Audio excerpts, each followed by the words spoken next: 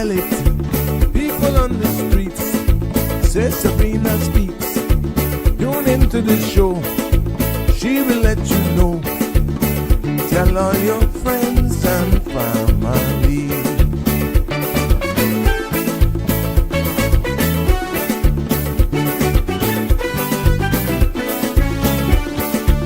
Real talk is no joke.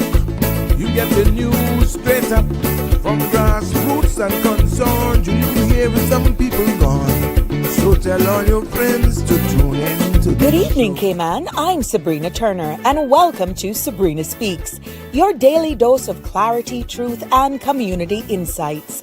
Every weekday from 5 to 6:30 p.m., we're tackling the issues that affect you, from national headlines to grassroots concerns. Whether you're in traffic or winding down your day, this is your chance to hear it straight and speak your truth. So buckle up, Cayman. We're not holding back. This is the show. We gotta let you know. Now we got to go.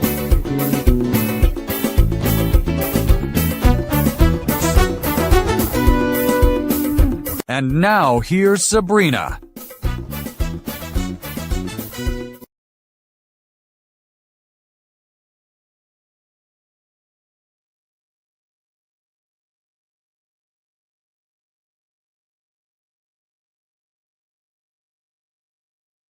No, yes, I know it was mute.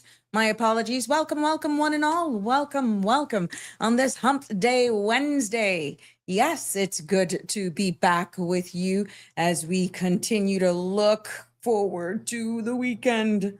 That sounds like every day, right? You work for the weekend?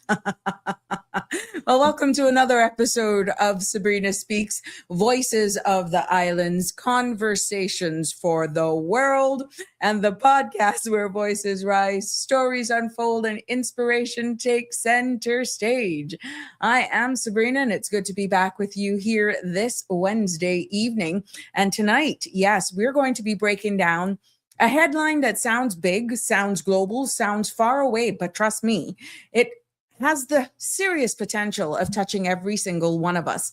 And what I'm talking about is the United Arab Emirates and the UAE. That's what you'll hear it as. And they have officially left OPEC. Now, you're going to be hearing a lot about this, and you'll be like, oh my God. Yes, what that is. Hold on. That is a group of countries that controls a huge portion of the world's oil supply. And I know some of you are thinking, good God, Sabrina, what does this have to do with me? Parliament is in session. We're seeing where people are having so much issues with immigration. There's laws coming into effect on the 1st of May. It's like, what more are you going to lay on us? But look here, might as well, let's just do it. So no one is caught off guard. And when you hear certain things, it all makes sense, right?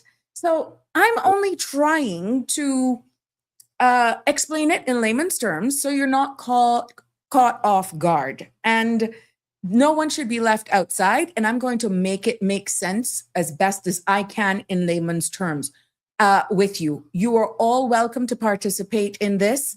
I am, people are like, look, I don't even look at the signs. I'm just trying to buy gas. I'm just trying to buy groceries. Yes, the prices are killing me. I'm just trying to sort my life out. I'm worried about interest rates. Well, I got a little bit of that for you, some good news there, even if it's short term in the business roundup at the end of the news segment. So yeah, there's a lot that's built in to even how your interest rates are impacted with your mortgages. So let me tell you, that at the end of the day, when a major oil producer steps out of the world's biggest oil club, yeah, it affects fuel prices. It's also going to affect shipping cost, inflation, travel, business as a whole, jobs, and the global economy. And that, my friends, it affects us right here in Cayman. It affects the Caribbean, and by extension, the entire world. And there are certain parts in the regional and international news is going to make it all make sense as well. So tonight, my aim here is to break down in plain language as best as I can. No jargon, no politics, no confusion, hopefully, just facts and giving you clarity and understanding. Because when the world shifts, we need to understand how it shifts around us as well. So I just want you to know that, again, this episode of Sabrina Speaks is proudly supported today by Bridgepoint Immigration Consulting. Yes, help is on the way, Cayman, and a new consultancy will open this May with 25 years of real hands-on immigration experience. Yes, and expertise in-house as well. So Bridgepoint, your advocate in a complex system. More to come. I promise you more to come on that. But please remember, the content you're about to hear, including any discussions or opinions from myself, guests, and or participants, is intended solely for general informational and entertainment purposes. It's not a substitute for professional legal, medical, or financial advice. So I encourage you to consult with a qualified professional for your specific concerns. Now, Bridge Media Limited and all of our affiliates disclaims all liability for any decisions or actions taken in reliance on the information presented. Now, join in live on in the conversation by calling 345-936-8255. You can also hit me up on WhatsApp because we love to hear from you. The only thing I'm asking respectfully is that we keep on the topic at hand. I am willing to entertain you, and that is why we have Open Mic Friday, unless it's an emergency, a huge disaster, because we want to hear from you, and we love your feedback, but I only ask is you be respectful, even profanity. I know it's very emotive, and you can get all into your feelings and all that sort of stuff, but we got to respect our viewers, our listeners, and our audience base. So we ask that you exercise diplomacy whenever you're trying to articulate yourself. And please, please, please, I beg of you to stick on topic. It's different. Open Mic Fridays. And even if you see me come with a topic on Friday because people are not calling in, I will pause that topic because Fridays is dedicated for any and everything. Okay. So I will pause the topic because Open Mic Friday is exactly Open Mic Friday, but I still have to show up with content. But all I ask is just to deal with it respectfully once you participate here live. And please understand that if you're calling on WhatsApp, and I am on another call that is someone who's calling straight, not on WhatsApp, I cannot answer your call. And if I'm on a WhatsApp call, you have to message me and say, can you add me to that WhatsApp call? I can add you. I just can't add you like how I could do a straight line call. So as long as we get that understanding, I'm not selecting who I answer. It all depends on how you call the show.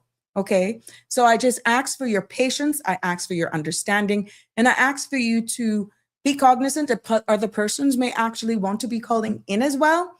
But the bottom line is we appreciate your contribution, but I need you to be cognizant that we want to stick on topic for our episodes. Again, this space was created because your voice matters. My opinion doesn't. I'm the host of the space. But as we continue to grow, we're going to get those where multiple persons want to call in, and we want to be cognizant of that and be respectful of everyone's opinion, number one, and two, just be cognizant to stay on topic. That's all I ask. So yes, 345-936-8255 is the number to hit me up once the phone lines are open. And you can also WhatsApp me as well, but we appreciate you. We appreciate your conversations. We appreciate your dedication and your continued support. And I'm seeing the new followers and subscribers every day. And that would not be possible without you. As a matter of fact, you see that in the back? Ladies and gentlemen, before I get even into the weather and news segment, this in the back, remember Miss Melita had won a $100 gift certificate? I know you guys may have forgotten about it. Well, when she heard the pain in Miss Shalma's voice, Miss Melita has regifted her $100 gift certificate for the Westing Spa Service to Miss Shalma. That's the power of this space. So Miss Shalma, if you're listening, I will make my arrangements to personally get this to you, or you know how I will get it to you through one of my family members. Okay. So I'm promising you, I will get this to you no later than this weekend. But again, Miss Melita, thank you for your big heart. Thank you for your generation. Thank you for actually being able to be so willing to help another and regift this to Miss Shelma, because she hear the pain. And even though Miss Melita's birthday is coming up, she was open to just making sure she could give Miss Shelma some time for herself to go pamper herself. And she has regifted this $100 gift certificate to the Westin back to Miss Shelma. So Miss Shelma, I will make sure I'll get that to you before the weekend is over. Welcome, welcome, one and all. It's good to be here with you again this afternoon, and let's get straight into the weather forecast. Yes, the synopsis calls for a weak ridge of high pressure remains over the northern Caribbean, and the chance for a few isolated showers remain possible due to limited moisture. Now, showers are in the forecast to be confined to the afternoon and early morning periods. Radar imagery show a few showers around the Cayman area moving westward. The forecast for tonight is calling for partly cloudy skies with a 20% chance of showers in the early morning. Temperatures will fall to the upper 70s and winds will be east-northeast 10 to 15 knots, and seas will be slight with wave heights of 1 to 3 feet. The forecast for tomorrow is calling for partly cloudy skies with a 20% chance of showers in the afternoon. Temperatures will rise to the upper 80s with a heat index near 97. Winds will be easterly at 5 to 10 knots, and seas will be smooth to slight with wave heights less than 2 feet. There will be a high tide tonight at 9:03, tomorrow a low tide at 3:04 a.m. Another high is expected at 8:16 tomorrow. The sun will set this evening at 6:46 and sun will rise tomorrow morning at 5:58. The outlook is calling for similar weather conditions through Saturday morning. Thank you for my friends over there at the National Weather Service. That's our weather forecast for this evening and the forecast going out for tomorrow. Yes, it is perfect weather. I see you guys. Remember to share the link and let them know Sabrina Speaks is live as we turn our attention and our focus over to the news segment that's making the Sabrina Speaks platform this evening. Starting with local news. Parliament convened today at 2 p.m. for the fifth meeting of the 2025-2026 session. During this final sitting of the current legislative year, members are expected to be deliberating on a series of legislative changes that will shape national policy in the year ahead. Now, key debates include proposed amendments to the Airports Authorities Act and the Parliament Management Act, as well as measures focused on good governance, health, and public safety. Additional business will continue as the House works through the agenda for this sitting. Motions and other outstanding business are also scheduled as the House prepares for the new season. The Ministry of Youth, Sports, Culture, and Heritage is inviting the public to take part in the inaugural Heritage Month 2026, a month-long celebration of Caymanian identity under the theme Threads of Our Traditions.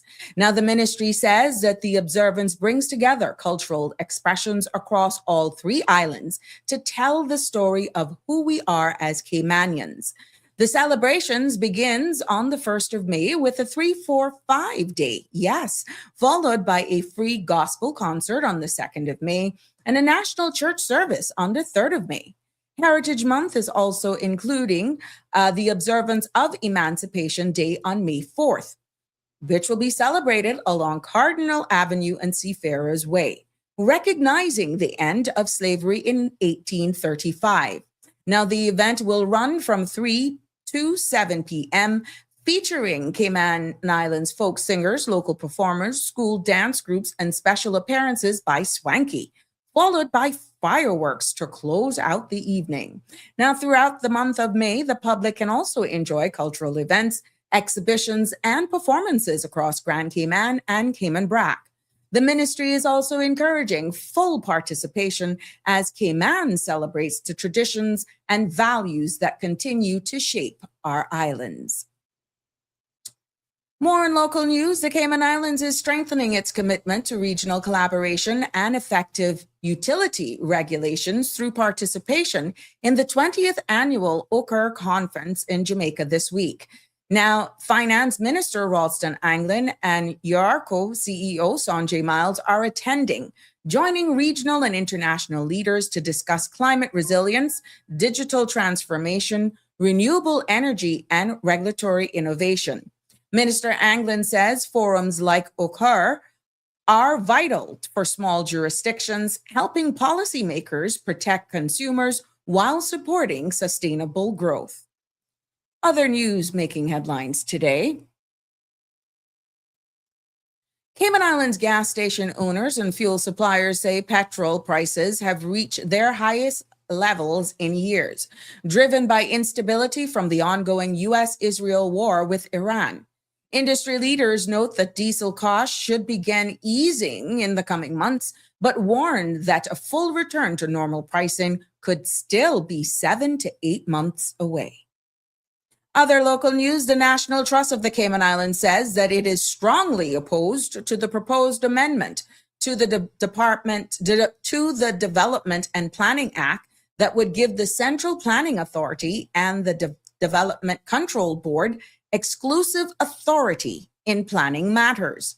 Now, the trust says the change would override consultation requirements in other laws, including the National Conservation Act, and weaken essential safeguards for the environment and heritage. It is urging members of Parliament to reject the bill and ensure any future planning reforms undergo full public consultation. We will keep this, keep you abreast of those followings. You know, the House, like we said at the top of the hour, is in session right now. So yeah, we're going to keep an eye on that and how it moves. Let's turn our attention now into news that is making regional and international news for this evening.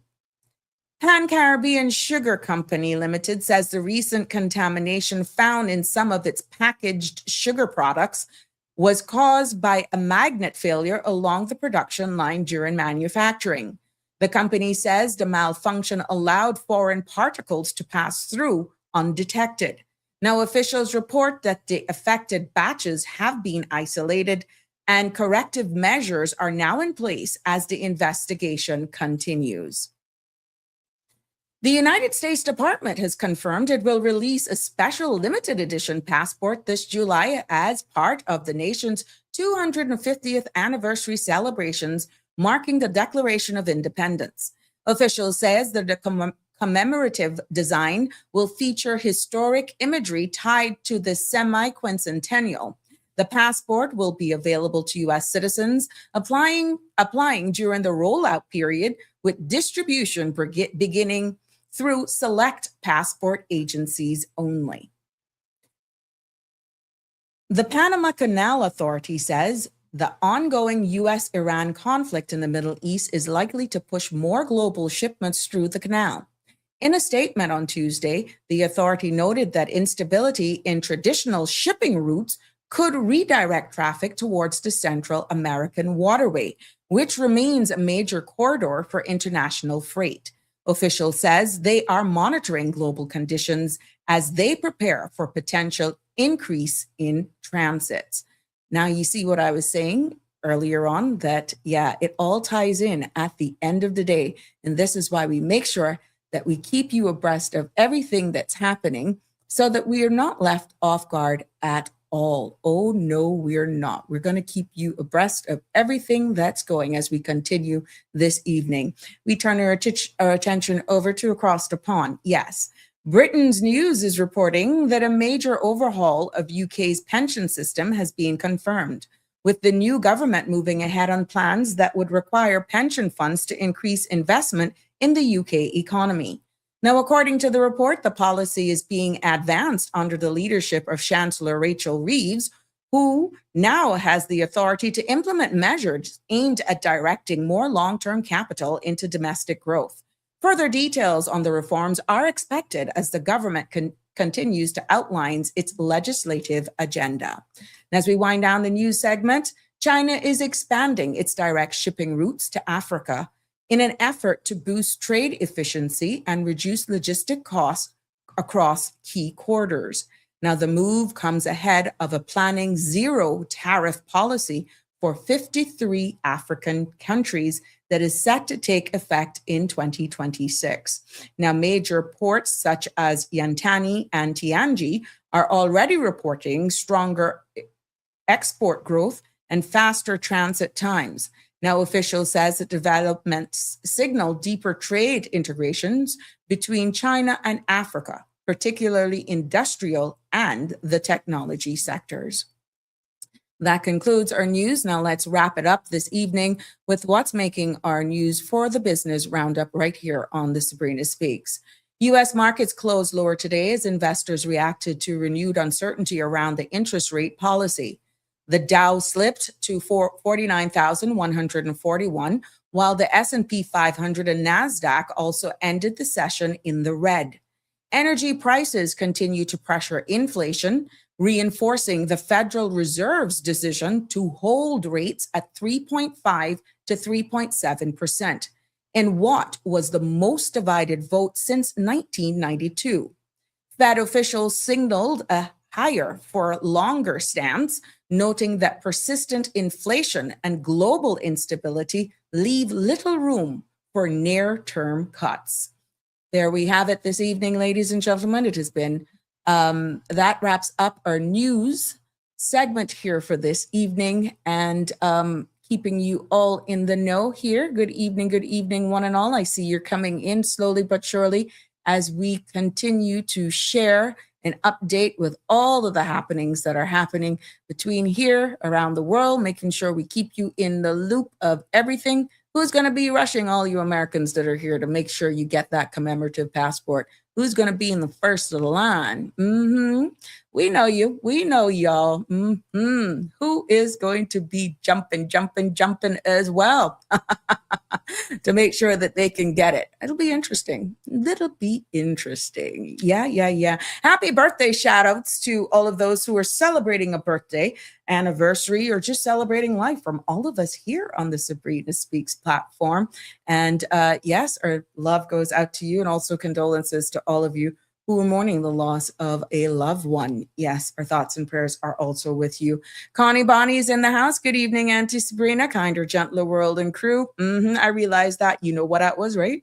I forgot to unmute myself because I was saving these beautiful images that you shared with us today, your orchids of the day. So no, I'm not blaming you. It's just trying to be an octopus with multiple arms and doing different things. But thank you so much for sharing this beauty with us, Connie Bonnie. Oh my gosh.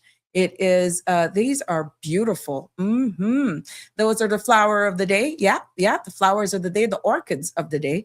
Connie is just killing us with lots of love here. And it does make a difference. I must say, it really does make a difference.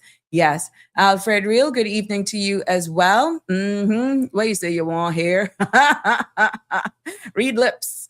Good evening, Aliano. How are you, my sweet? I hope you're doing well and continuing to be well on your journey of mending. Donnie is also in the house. Yes.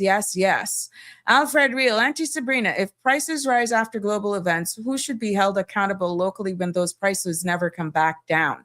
And are Caymanians prepared to change their lifestyles if the world economy becomes more expensive and unstable?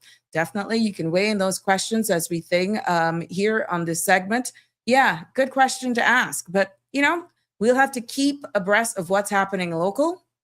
And we could only trust our officials and all of the agencies. How are we going to deal with this? Remember, we're importing everything. And let me get through the show, and then maybe these questions could be answered based on the information that you're sharing here. But we have been signaling this. And it's funny that Andrew actually commented and said Blessed Wednesday immediately after that, because Andrew has been signaling this for for weeks. Andrew has been saying, what are we doing to be prepared for the realities?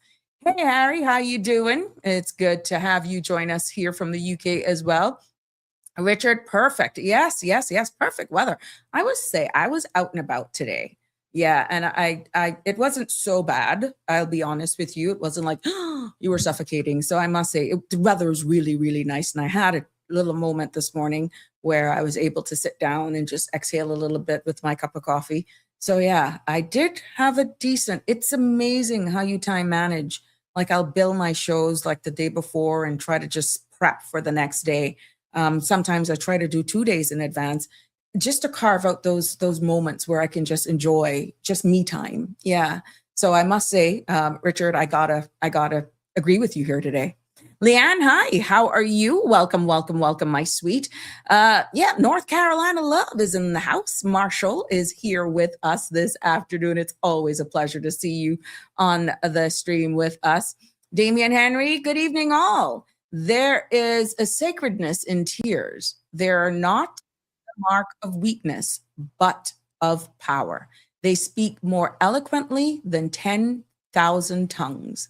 They are the messengers of overwhelming grief, of deep contrition, and of unspeakable love. That's condition. I think that's a little typo, but I think I get what you say. Tears are powerful. They are, Damien. And again, thank you for your loyalty. Thank you for just keeping us abreast of, look at all these beautiful ones that are coming in. Yeah, thank you for sharing that with us. You are so loyal, like Connie and all of our other contributors here. All of you are becoming content creators now. You're helping me. God dug it. I love it. I love it. I love it. I'm loving the feeling. I'm loving the love. I got some more to come in. Leonard Franklin, tapestry of our DNA. Yeah. Yes. Sure, perfect words. Miss Lucille, yes, yes, yes. You're from the UK, still up, staying up late with us, along with a number of people. Sabrina, please give my deepest condolences to the Powery family and the friends of the passing of Neil. I am in pieces. He is like my son, and with respect he has for me, rest in peace, my son. Okay, I'm of course I will do my best to make sure that this message gets to them. At least try my best to connect the dots. But yes, we share those sentiments with you. Jimbo is also in the house, and as the message continue to come in, and also comments and questions, let's take a break for a message from ESO. We'll be right back. So do not go anywhere. Please just share the link. Tell them we're on, because we're going to be bringing up an important topic this evening. Yes, we're going to make it all make sense. The Economics and Statistics Office, ESO, is currently conducting the annual business surveys until June 12. The surveys collect information to answer questions like, how did the economy perform in 2025? In 2025, how much did foreign companies invest in the Cayman Islands? The surveys include all relevant entities that produce goods and services in the Cayman Islands. The surveys are confidential under the Statistics Act and are exempt from the Freedom of Information Act. Your response matters. Do your part. Fill out and return your survey forms to the ESO. Remember, better data, better decisions, better business. For assistance in filling out the forms or for more information, visit eso.ky or call 244-4676 or 244-4600.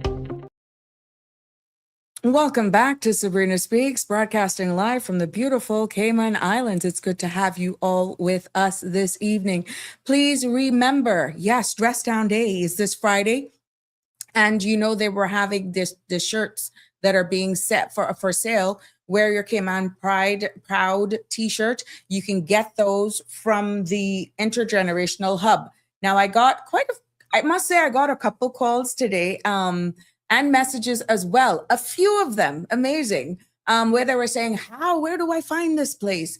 The best landmark I can give you is next to DHL behind Price Right. It used to be the old Woods Furniture Building. It's right there. That's where these t-shirts are being sold. So we're encouraging you to come out this Friday, the 1st, in your gear. Yes.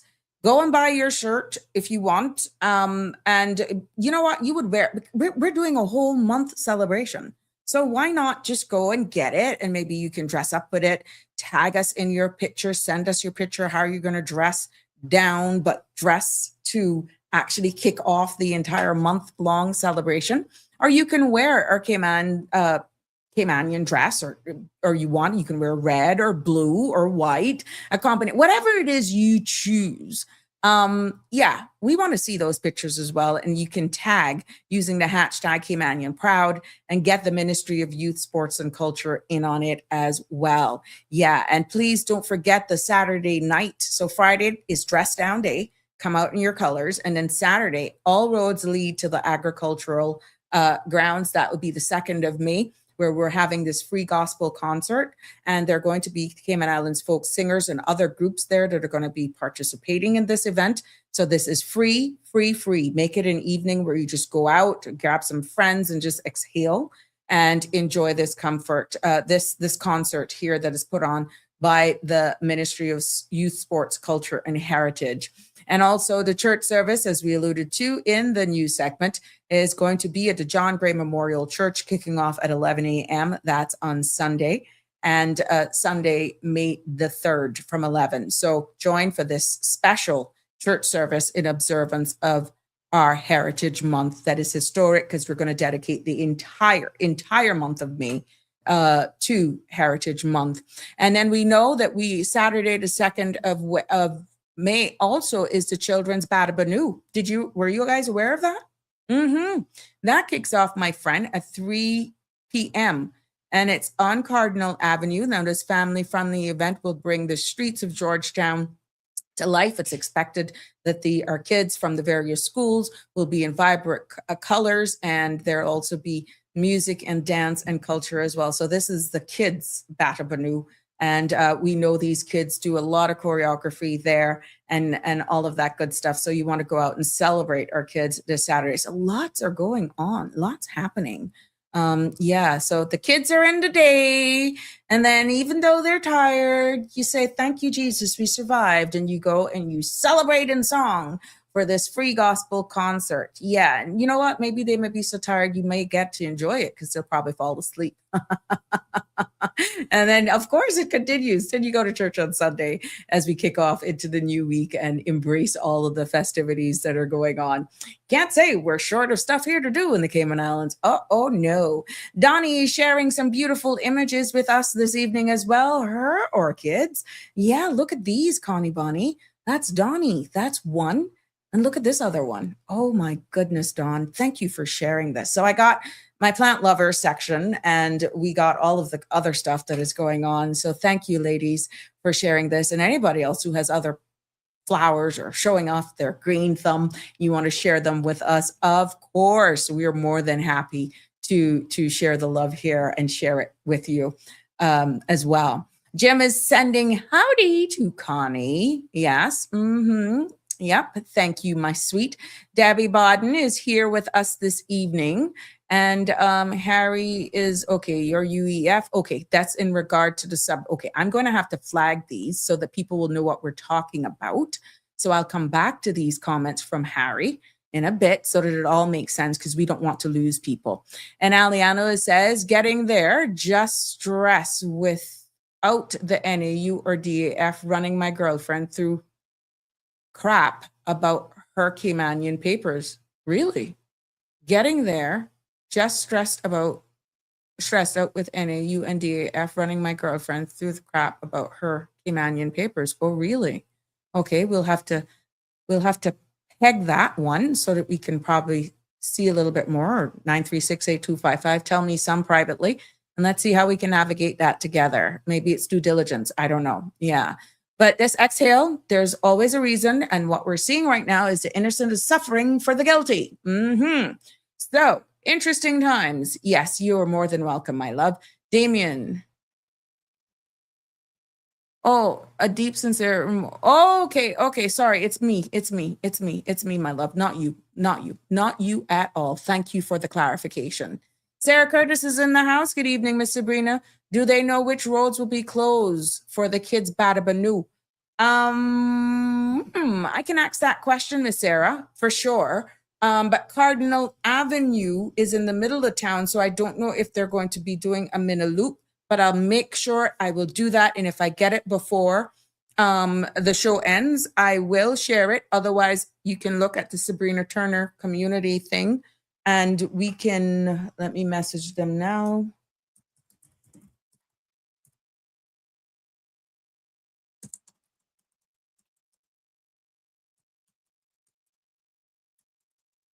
Yeah.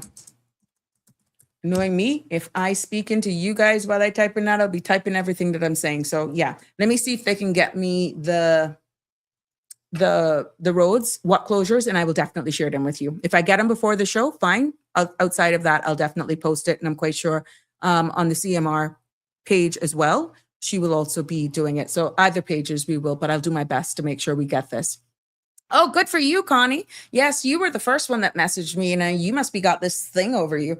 Then I got about 3 or 4 other messages keeping at the same, asking the same question. Where is this intergenerational hub? So I had to give Cayman direction. You know where? All, and I had to go back in time. What was there that was really stand out? And when I said behind Price Right, Old Woods Furniture Building, bang, immediately they got it. Oh, that. Yeah. So yeah, thank you so much. They're beautiful. Yes, those pictures. I'm hoping you're going to be sending us your picture, Connie, Bonnie. Show us how you look in your shirt. Yes, well, welcome. Let's get straight into it. Now, I know I got digressed just for a little bit, but I'm going to go back on topic. Parliament is in session, and I'm seeing a lot on social media in regards to the dismay of an amendment that is being a bill that is being tabled by MP from Bordentown West. That's MP Chris Saunders, and it is an amendment, development and planning amendment bill of 2026. And we know that there has been some disheartening. People have some concerns and about that, what it means, to the point where it's really bothering people. Where are we going? Why are we removing some of the guardrails? They're not listening to us. Why are we so loose with just protecting our environment and all that sort of stuff, right? This is a bill, and I'll only say this much on it.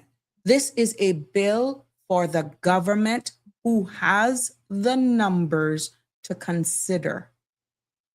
Under the standing orders of Parliament, any member of the opposition, they do not have to be a member of the sitting government. Under the standing orders, private members' motion can table a bill, a piece of legislation, recommendations to actually make suggestions for the government of the day who has the numbers to consider. They will debate it. The motion is moved and tabled before Parliament for open debate, justifying why. And then the floor is open for discussions, for debate in the confines of that bill to be debated by both sides. At the end, the person who is tabling the motion then has a right of reply to close the debating phase. And then the entire Parliament votes as to whether or not, with or without suggested amendments, whether or not they're going to support it. Support in this case means the recommendation. Yes. So it is a bill, not a motion. Okay. So once the bill is tabled, it is open for debate. Remember, public consultation needed to be more. You still have an opportunity to call out. And I can see why some of you, Sustainable Cayman, I reached out. They have some big posts on their page. The National Trust is reaching out. We have individuals that are being vocal on social media as well. Remember, I said, when these things actually happen, it isn't the end of the road, even though some of you feel that your voice does not matter. And at the end of the day, if I said it was a motion, my apologies, it is a bill. So we just have to hear it out. But to say don't vote for it until you hear what it is, that is meaning not voting, telling your MPs don't support it for whatever reason. I promise you, line by line, not putting my spin on it, not giving my opinion on it. I will do my best, hoping I have time to deliver it tomorrow. Now, if it's before them for debating today, hello? Time may not permit me to do that. But what I'm saying is, for the overwhelming dismay about this bill that has come about in the past couple of days, yeah. So if you're that hurt or feel that the guardrails are being removed and that there's too much powers going in the hands of your politicians, then that's even bigger words for concern. Yeah. Yep. So, yeah. You know, the phone lines are open. 936-8255 is the number to call. The phone lines are open, but so we will just keep you abreast of all of the happenings. You know, Parliament is in session. We will just have to play it by ear right now. But the power of social media, we will keep you abreast of what's happening. If it's on the order paper, you know, who to tell? There is always that possibility that a bill can be withdrawn. We don't know. So pray to your gods that that is the case. Okay? You're listening to Sabrina Speaks, sponsored by Bridgepoint Immigration Consulting, opening this May, 25 years of real Caymanian immigration expertise. And Bridgepoint is your guide through the process. Before going into the substantive topics this evening, and I promise you, we will go straight into it. I'll be right back after this short message. The Economics and Statistics Office, ESO, is currently conducting the annual business surveys until June 12. The surveys collect information to answer questions like, how did the economy perform in 2025? In 2025, how much did foreign companies invest in the Cayman Islands? The surveys include all relevant entities that produce goods and services in the Cayman Islands. The surveys are confidential under the Statistics Act and are exempt from the Freedom of Information Act. Your response matters. Do your part. Fill out and return your survey forms to the ESO. Remember, better data, better decisions, better business.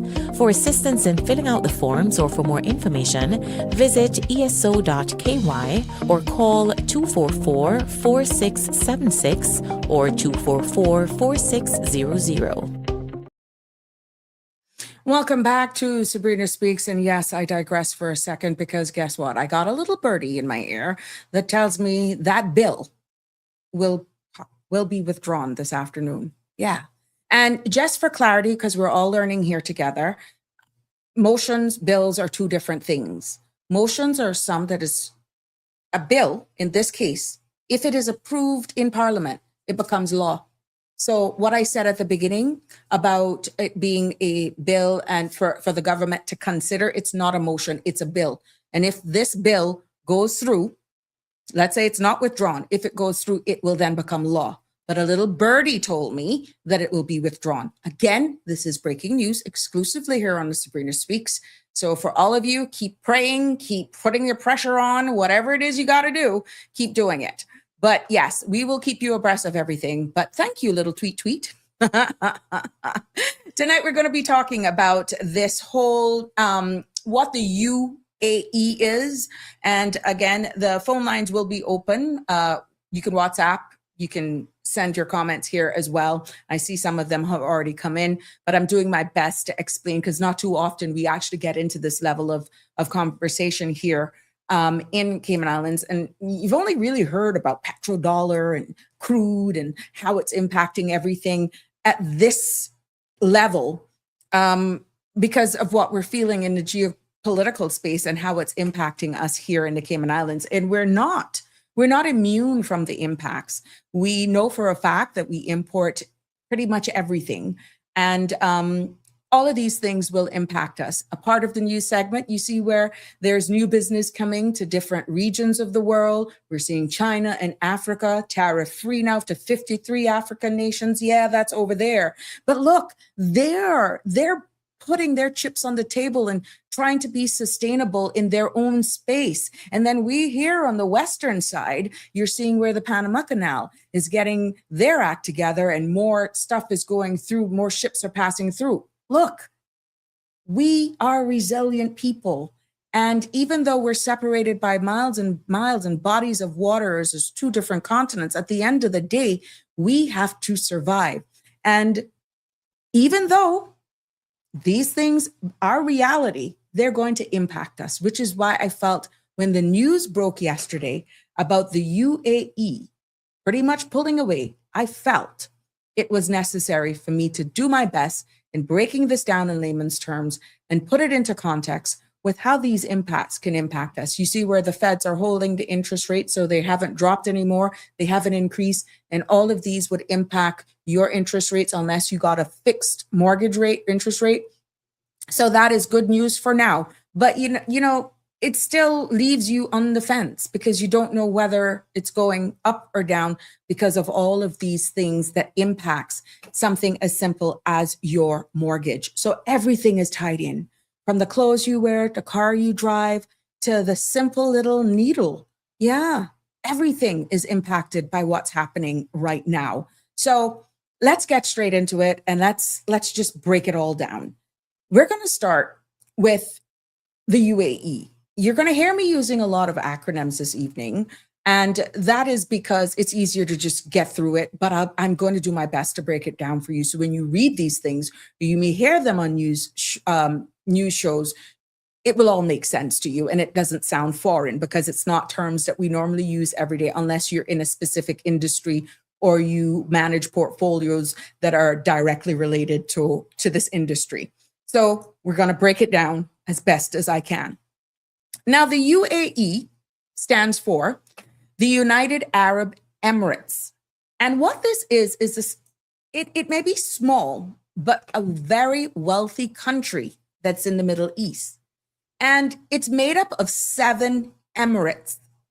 Now, that one blown away from me because when I did my research, I only knew of, Dubai. Really, you didn't look at how it is actually structured. But in case you didn't know, it's made up of 7 emirates. And we already know 2 of them because, yeah, that's predominantly what we hear of. That's Dubai and Abu Dhabi. Yes. Dubai, is like, everybody's dream. I want to live like those. That, my friends, is the flashy one. Tall buildings, tourism through the wazoo, and business booms. And yeah, thanks you, Eliano. He says Emirates are like districts. Yes. And Abu Dhabi is the quiet giant is what we're describing it as, because that's where the oil money is, in Abu Dhabi.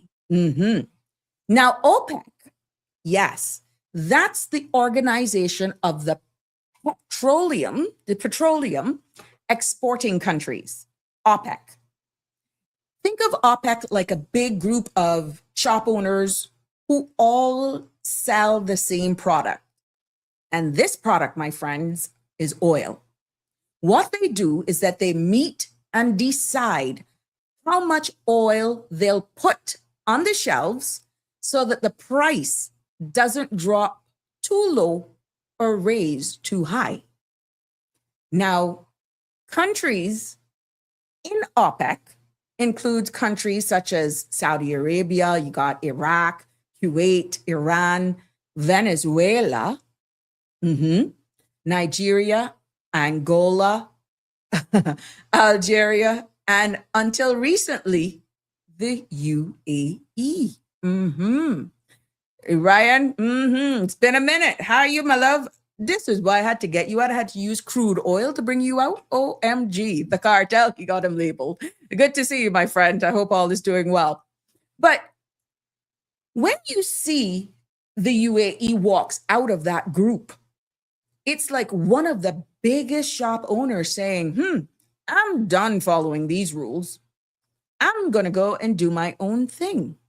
And that, my friends, was their stance yesterday. And you may ask then, why the heck did they leave? Some are saying, finally, they left the cartel, as Ryan so rightly said here. And Harry saying, but remember, each Emirates is a monarchy with near absolute power over international affairs. Interesting. Yep. Sandy's in the house. You're not supposed to be on vacation. You're not supposed to be on vacation. Things are just fine and fabulous here.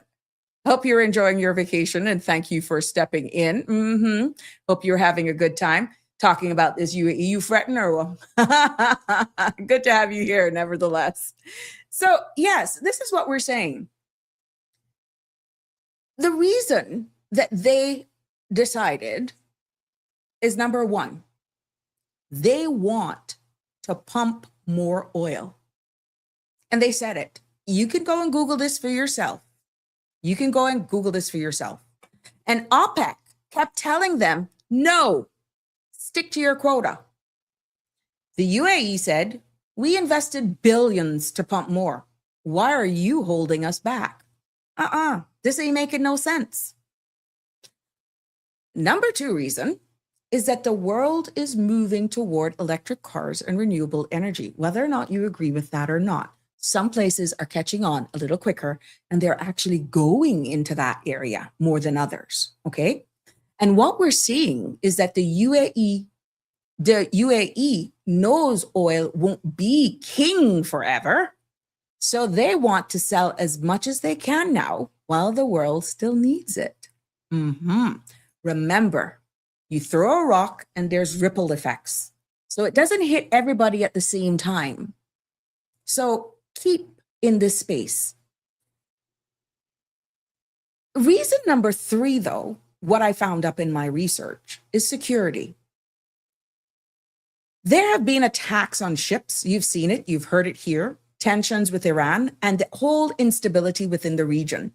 And the UAE, for their reasoning for exiting stage left, felt like OPEC wasn't supporting them enough. The fourth reason OPEC that I found as well is that OPEC isn't as powerful as it used to be. And the United States now produces more oil than any country in history. So the UAE is thinking, why stay in a group that's losing influence? Bearing in mind, the content I share here is based on research, but it's of my own standing. It's not my opinion. It's based on reliable sources that I get. Okay? The disclaimer was read at the beginning. Reason number 5, based on what I found, not being a professional in this industry by any means, but from reliable sources, is that there's also reasoning for this decision based on international disagreements.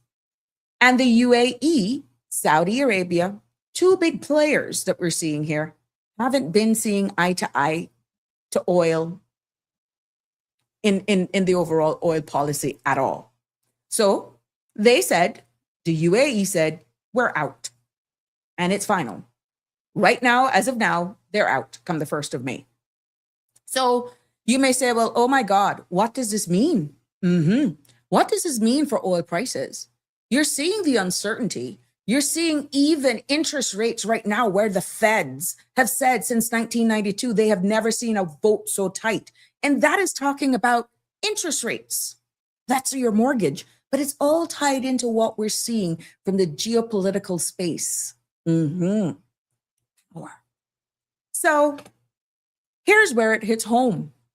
When the UAE pumps more oil, prices could actually drop. Good evening, caller. You're live. Oops. Hold on. Good evening, caller. Speak again. Hi. Yes. Good evening. Can you hear me? Yes. Now you weren't plugged into my little thing. Oh, okay. I have a question for you. Like, long term, right? I mean, will the UAE pulling out of OPEC really have that much of an effect on us? It's like everything else. We'll have to wait. I'm just giving you the reasons based on my research, and I've just begun. No, but the reason I ask, because where the UAE is located, right? Mm-hmm. You mean on us It's here in either- Cayman, or in general? I mean, just in general. But I mean, like where the UAE is located, right? It either has to pass through the Strait of Hormuz, which that situation right there, or I believe there's a pipeline. They have a pipeline that goes through to Oman, but I think that's already being that's already under heavy use. So I mean, I don't know how much more oil that they can produce. They can pump out of Oman, and the only other thing is going out to Saudi Arabia, who is the dominant giant in OPEC. Mm-hmm. So, I mean, I think leaving OPEC gives the UAE permission to produce more, but not the same as capacity. You still I have don't to think move they the would. oil. I don't think, based on what's in the public's domain, they will play their hand until after. They never play their hands. And that's one thing I admire them to a degree. They don't expose their hands immediately, because there are other players in the game, such as China, as you see in the news that I shared. And they're also looking at a new way as well to try and just avoid Hormuz, the Strait of Hormuz, where they're considering actually creating another, similar to what we have on this side of the world as Panama Canal. They're actually working, trying to create another route that would pretty much run parallel, but distance matters. So they're not playing their hand. Okay. They're not playing their hand. There are other areas that are actually making strategic moves. They're making moves, but they haven't really made the play yet. They're aligning. And I feel at the end of the day, based on what I have been researching, just to prepare this topic so that it all makes sense from a more global perspective, not necessarily trickle down effects or immediate impacts on us, but this is going to impact, even if we're getting it third party source, some way, somehow, the prices are going to be felt here in the Caribbean region. I bet my last dollar on it. But I mean, the energy importing places like Cayman might benefit, because I mean, now if you have something outside of OPEC, now you have basically a competitor, right? And usually where there's a competitor, markets, you know, like the consumers are who benefit when there's competition. But I mean, sorry, hold on, kind of battling a bit of congestion.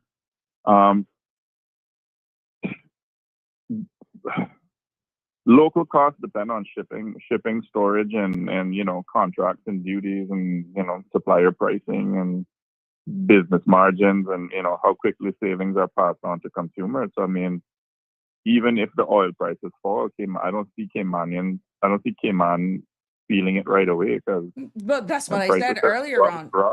It's a ripple effect. Come down like feathers. Yeah, it's a ripple effect. It doesn't hit us direct. It can hit us indirectly. And it's only a matter of time that we may see it in other things. We don't have to see it directly. So I'm listening. I see where Harry commented the UAE and Saudi are building a new pipeline across the peninsula to pump extra oil out of the country, not using the Strait of Hormuz. I know I'm not going crazy. No, right, but my point is that you have the UAE, who has just now left OPEC, right? Saudi Arabia is still in OPEC. But we don't know how much more we plan to exit. Well, what I'm saying is that if it is as it stands now, how can UAE, who has left OPEC, pump oil through an OPEC country, well, who's the king of the OPEC, you know, the most dominant one in OPEC, and like not, you know, it's like, oh well, you want to leave us, you want to pump it through us, you know, we'll add. You have to pay us to pump it through us now. Right. Well, we'll just have to wait and see. I don't have that crystal ball. I'm just delivering it in its raw form, which is what I do here. To answer direct questions like that, I'd be honest, it's thought provoking. But we got to start somewhere, and I'm just scratching the surface. This is a developing story. It pretty much changes every time you go to bed and wake up because they're a day ahead of us. So a lot of that I cannot answer, which is why I am preparing us for these conversations so that we have a baseline. Well, For those who are all right. following it, you are able to ask those questions, but the average person is just not even beginning to wrap their head around it. And that's all I'm trying to do is bring it in layman's terms as to what we're facing to come with this decision, because it has made news. It has been in circulation and people are asking the question, well, what does this mean? So I'm answering what it means. All right. Well, planet lifestyle is going to change here in Cayman. Well, we're saying that, but then at the end of the day, we're asking then the same questions. Do we still have to deal with what we're seeing with crude and all this sort of stuff, looking at looking at how our utilities right now is run? Will LNG be something that we're talking about in the near future? We'll be looking at another form of thing for running our energy. When you look at all of those crude oils and other forms of commodities, is this a signaling times that we have to look at other types of fossil fuels? We don't know. I'm just throwing that question out there. All right. I'm listening. Thank you. All right. Sure. Harry says, so his comment was, so they will be able to ship out extra 1 billion barrels without being subject to the current supply chain bottlenecks, because it would violate Saudi's quota, as it isn't them pumping the oil. It is a non-member nearly using a pipeline that happens to run through their country to pump their oil. Yes, and Andrew's commenting saying the Chinese are dominating the EV and car market, killing American car sales. European, Japanese, in addition, solar energy is dominating by the Chinese as well.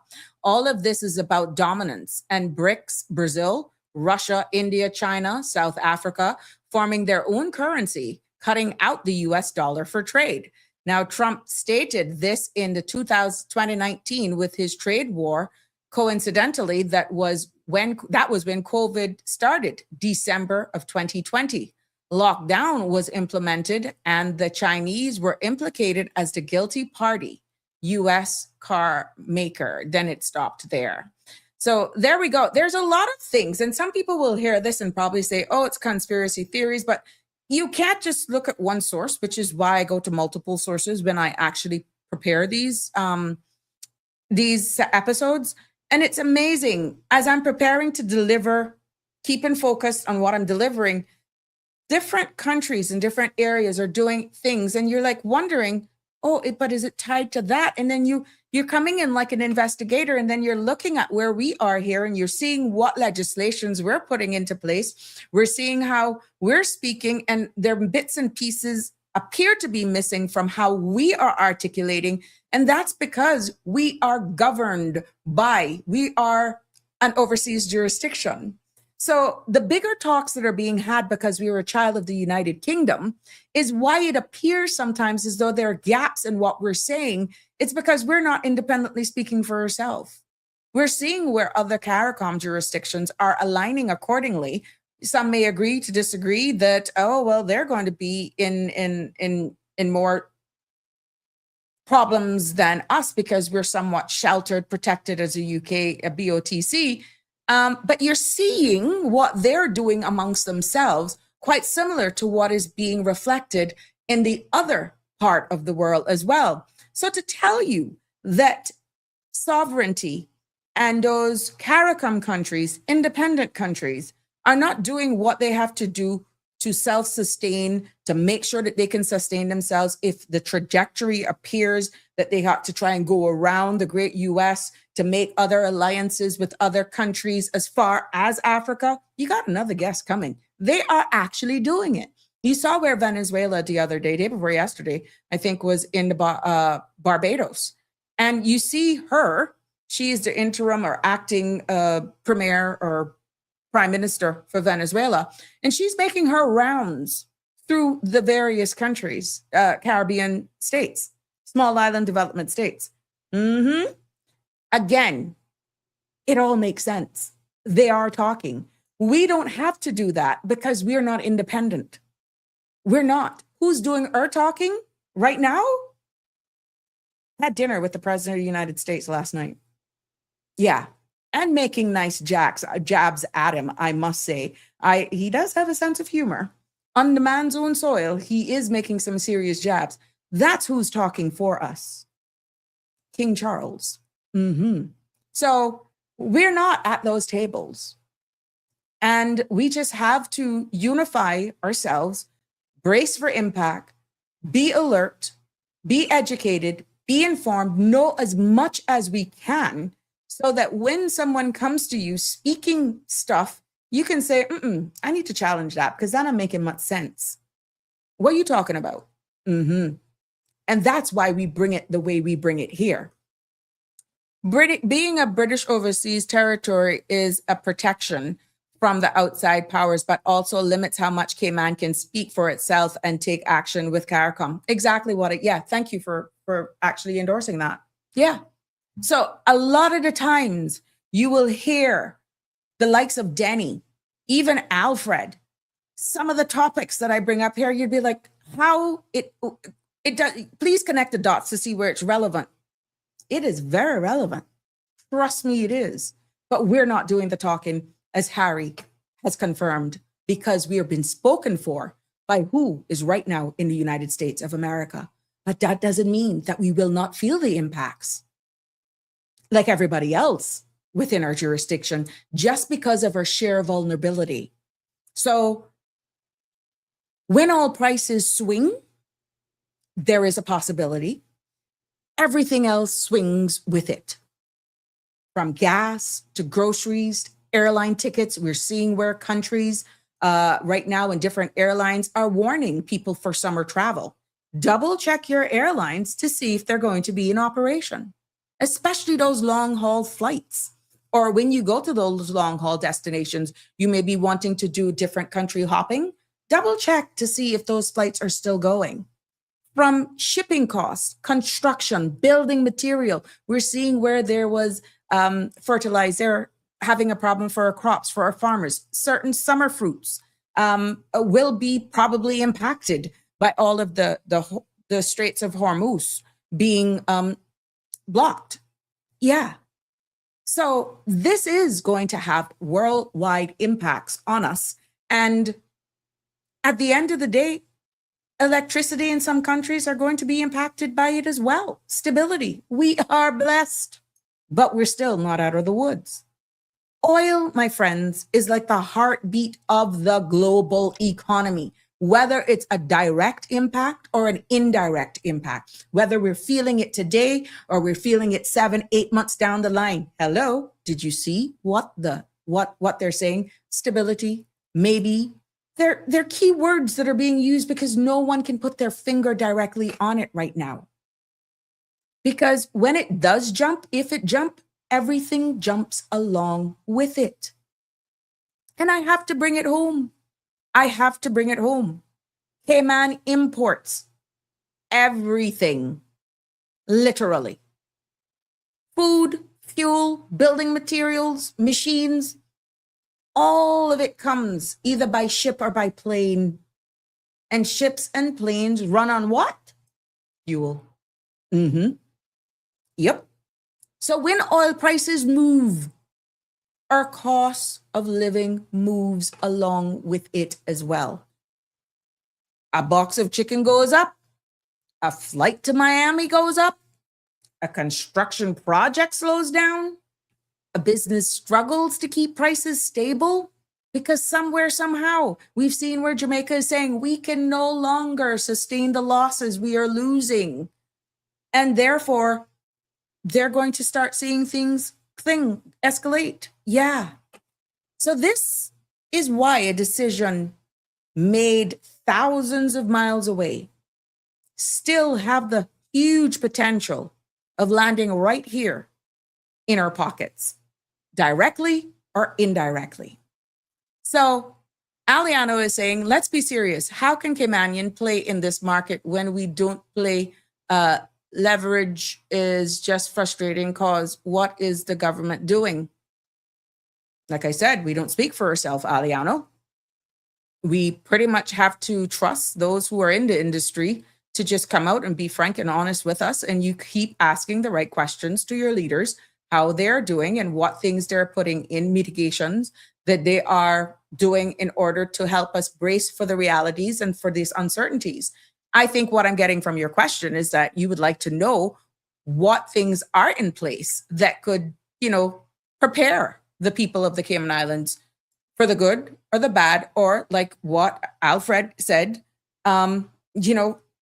we got to be prepared for the eventualities, for our realities, so that at least we're prepared. And we need to know what that preparation looks like from a national stance.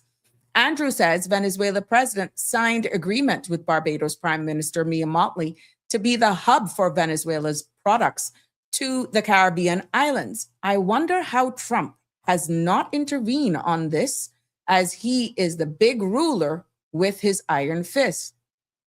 Up against who? Mia Amor Motley? The no for frightened. And I'm a horrible singer. Yeah, that's interesting. You think the lady, hey, trust me, agreed. But let's see. Let us see. Harry says, I think Danny fails to understand that the Cayman Islands can't bubble itself. It is a tiny power that admittedly punches well above its weight, but there are several caps on power. Okay. Andrew says, my question is, how will Cayman Islands survive? We don't have anything to trade or export. You could see the lines at DFA getting longer if businesses start to close. If the environment becomes to the point where it's just not making ends meet, you're quite rightfully saying it. I just feel that we need to hear something. Maybe you will hear that. Powers that be are in Parliament right now. What are they going to be saying? I don't know. I can't speak for them. This is what you're asking. It's really, really interesting from a national perspective. And this is not no loom and gloom. Please don't label it as we're creating no loom and gloom here. We're just having real conversations that, trust me, the conversations are being had, but they're being had in certain circles. People are actually watching all of the markets. Bloomberg, oh yeah. If you don't even understand it, listen. They got reporters there breaking it down for you. Bloomberg. If you got Firefox, find Bloomberg. It talks about all of these things. Yes. And it prepares you for the realities. The geopolitics, if the UK struggles to have a global impact or bubble itself, God knows how Cayman could do so on their own, on our own. Harry, you hitting it hard this evening, but with sobering truth. And what I can tell you, if that is the case, then we still have to abide by the rules because we're not independent. Another question that came up in my thing is that who supports the UAE then? Because the UAE is not a standalone. They have strong ties, and guess with who? Subject to change without notice, because we know how that leader goes. But right now, they have strong ties with the United States military, business, and technology. You hear what I said? The UAE has strong ties with the United States military, business, and technology. And they also have long-standing ties with Saudi Arabia. And even though they disagree sometimes, they still have strong ties. They have deep economic connections with Europe as well. And they have massive investments funds, some of the biggest in the world. Yeah. So when the UAE leaves OPEC, they're not walking out weak. They're walking out strong based on their current standing right now. And there is going to be power struggle, And that is exactly with the same Saudi Arabia. You're going to have the UAE versus the Saudi Arabia. That's the elephant in the room. because they're all bracing for impact for how they're going to survive in this market, actually trying to circumvent maybe one individual or a few others. But look, there is still the elephant in the room. Saudi Arabia leads OPEC, just like what Alfred was saying. They are really, at the end of the day, labeled as the big bosses in the oil world, which is why I said, Alfred, let me produce, let me do it, because it has to make sense. See, it's coming right around to what you were saying, but you were ahead of the class. So you got to make it connect. So the UAE has grown more confident right now, more independent as well. And with that, ambitious. So what they want to be right now is a global player and not just a follower. You know the saying, when the student becomes the teacher, or me and you on the same level, when the student is no longer a student, but we're both teachers? Yeah. So this move, my friends, leaving OPEC, is also a message. We're not living in Saudi Arabia's shadow anymore, is what they're saying. We got wings, we got feet, and we will use them accordingly. Yeah. Now, when you look at OPEC itself, for those of you who are like, well, what the heck is all of this? That OPEC that the UAE is leaving was created going back before my time. That was created back in 1960. Back when Western oil companies controlled everything. They were the big players in town. And then OPEC was formed so that oil producing countries could take back power. And what we saw for decades, OPEC controlled prices by controlling what? The supply. But over time, what we've observed, new producers came into the playpen. We saw the US, we saw Canada, Brazil, and guess what? OPEC's power then weakened. The UAE's leaving is one of the biggest cracks right now in OPEC's foundation.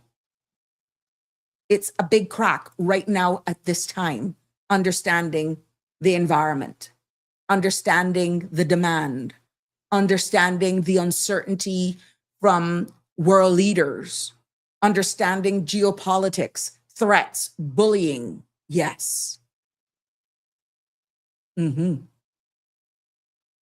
So who's winning here right now? If I could break down the winners and the losers for where we are at this present time, based on research, the winners are the UAE.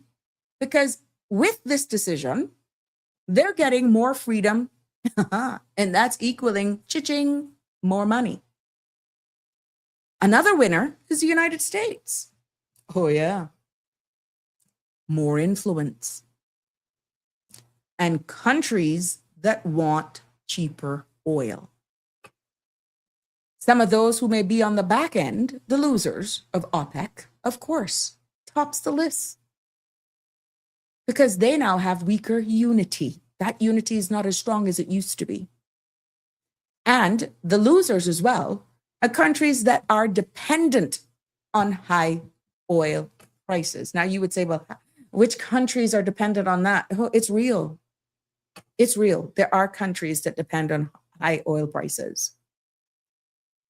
And the losers are also global stability, because now that things get unpredictable and we're seeing where it's impacting the feds, we're seeing where it is beginning to impact investors' confidence in how they trade stocks, which, of course, you know what that plays in the grander scheme of things.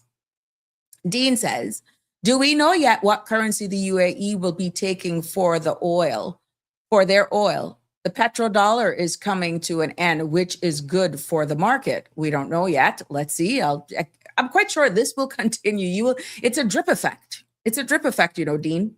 So we got to keep on it. But I can tell you, the information is out there if it is not already out there somewhere. Andrew is saying, can we envision what would happen if the Cayman Islands shut down without fuel for 5 days? Look at our neighbor Cuba. I don't even want to imagine it, to tell you the truth. I don't even want to imagine it. I don't. Because I've seen a video with, although it was in Spanish, of a gentleman who was crying out of Cuba that all of a sudden we're not hearing much. All this crisis in Cuba is no longer dominating the news waves. But sometimes you will scroll across one or two, I guess, videos that leak. And this grown man was crying, saying, living in Cuba right now is living in hell. He doesn't know what it is to go home and to cook a hot meal. There are still crises there. There are still difficulties and challenges, even with the grid and all that sort of stuff. So it's not much. It's not dominating the news spaces anymore. But for what is making its way out, it is still a living hell from what is actually being happening on the ground. But whatever they're doing, they're keeping it tight-lipped. Harry is saying, and remember, the UAE is currently getting control over the oil in Sudan via its proxies, and the UAE has become a near equal of Saudi, who has dominated Arabia for decades. That's true. So Aliano is saying, why don't the government remove Why don't government remove the coke goal CUC has on solar power regulation, or the choke? Well, all of that, I'm quite sure, Aliano, that these conversations are being happening as they look at what's happening in the market, and which is why, again, they were asking for backup power generation, which we saw that in the public's domain. Nothing that I'm saying here is not in the public's domain, and trying to do things so that operationally they can actually run more efficient, therefore trying to keep prices down, but most importantly, to maintain the stability of our power grid. You think we get this type of service in comparison to other regions if there weren't serious money injected into CUC to maintain our power grid? But at the end of the day, they're still operating a big chunk off of fossil fuels. They said it themselves. And they're looking at other ways as well of running certain things, be it solar or other forms of fuels, in order to make them run. So I'm quite sure in time, as we see the climate, the energy change here, we will possibly hear more from CUC. And I think they're launching something. I don't know what it is they're launching. Did I miss something? Did I have a date? Oops. Okay, I got to double check my calendar. But I think I'm invited to something. So hey, I hope I didn't miss it. But yeah, I'm on the edge of my seat to see what is the big announcement that they'll be doing. So I'll keep you abreast of that. Harry is saying, if the Cayman Islands ever got anywhere near what Cuba is going through, going back to my old point, the mother country, UK, would almost certainly intervene to help. Yeah, of course, Harry, I'm quite sure that would be the case. But at the end of the day, 2 days straight without electricity here would be a nightmare for us, because again, we have gotten so accustomed to a grid that is stable. Even if it's in an isolated area, it's like we go crazy because it's really hot here, Harry. And we have grown accustomed to our luxuries of life, air conditioning. So any form of discomfort is like the end of the world. We know we've experienced Hurricane Ivan, and we have had motor vehicle accidents or transformers blowing because of hurricanes or tropical storms. And sometimes our power supply has been interrupted for sometimes 2-3 hours, and it's like the end of the world.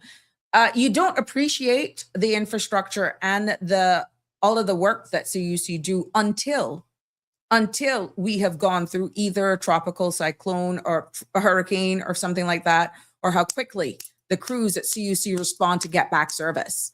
We don't appreciate that. That's not for free. Yes, can they do a little bit better?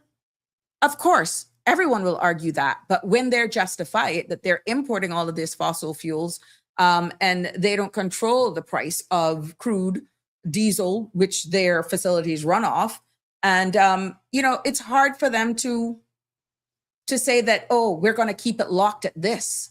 So yeah, this is an unsolicited commentary, just trying to address your concerns. And it has not been, and I'm not speaking on behalf or for CUC by any means. It's just plain old good common sense. Okay.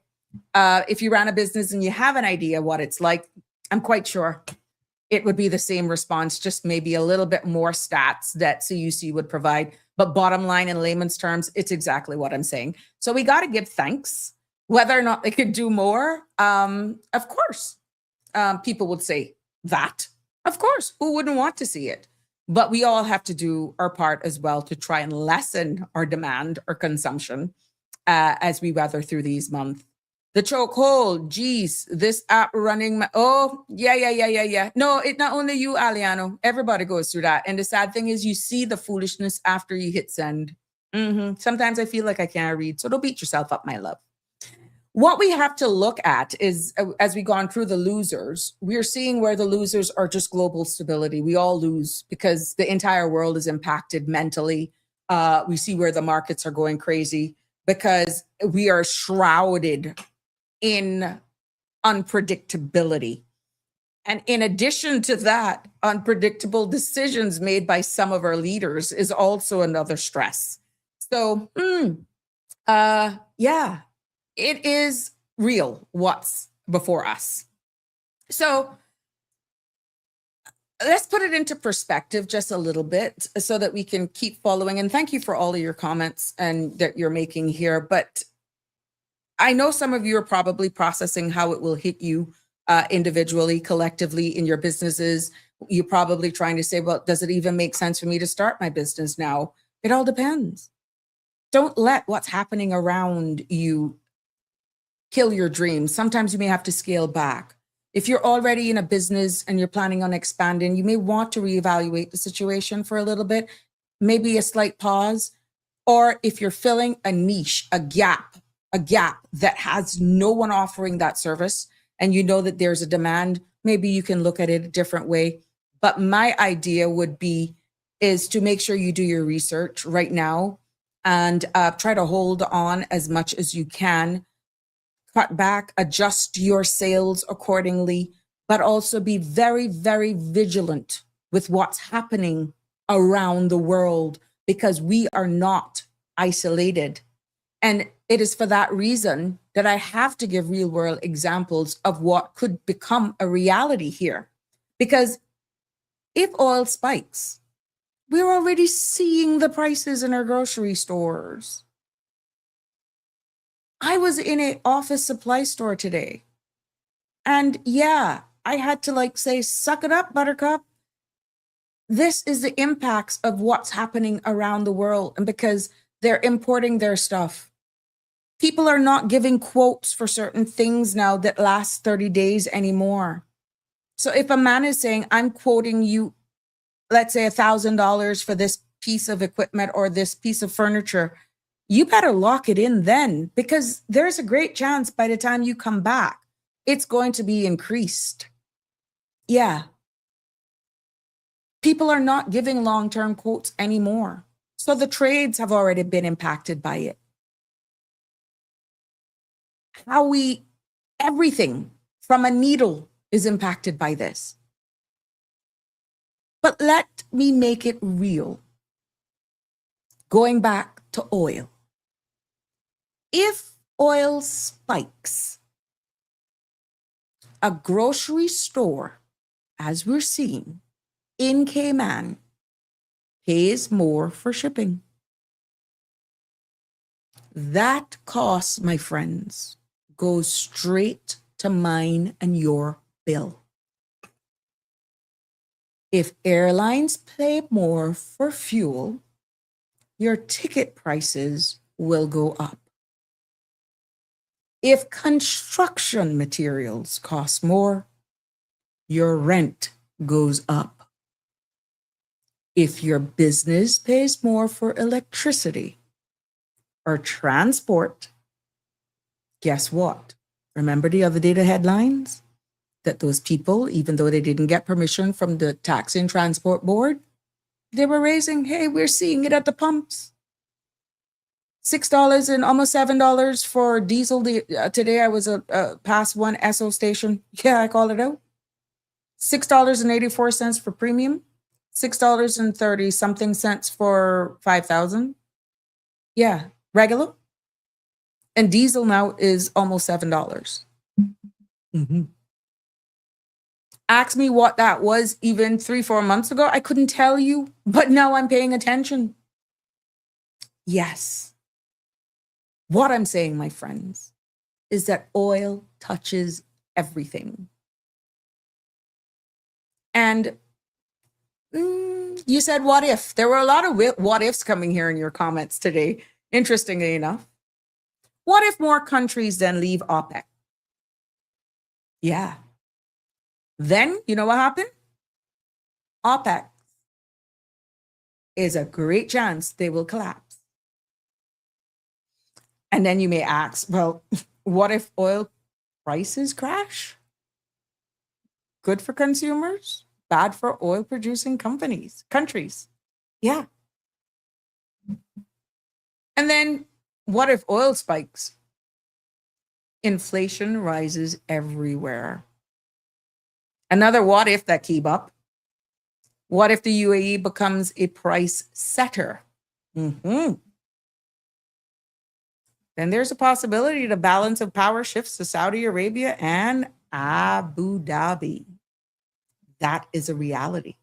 That could become a reality in the grander scheme of this specific topic. Let me declare. Harry says the Cayman Islands has become the Cayman Islands has become too developed for the region. I am joking, but in some ways it's true how much better the quality of life is compared to the wider region.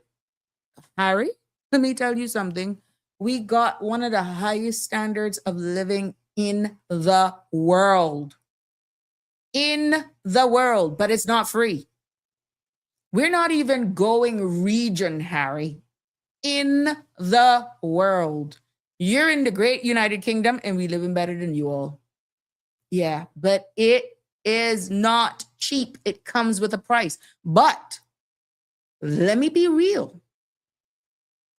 Not all of us are living a bed of roses either, so don't get that mistaken. We got some serious people that are hurting here. We got a lot of our people that are also hurting in silence. And a lot of it is by design because of the sheer nature of our size. But yes, Harry, I cannot disagree with you there. But a lot of it is by design for certain people. And we got a lot of our people that are hurting. And unfortunate, it could get a lot worse before it gets better. And like every country, you will have those who have less. It is that no secret.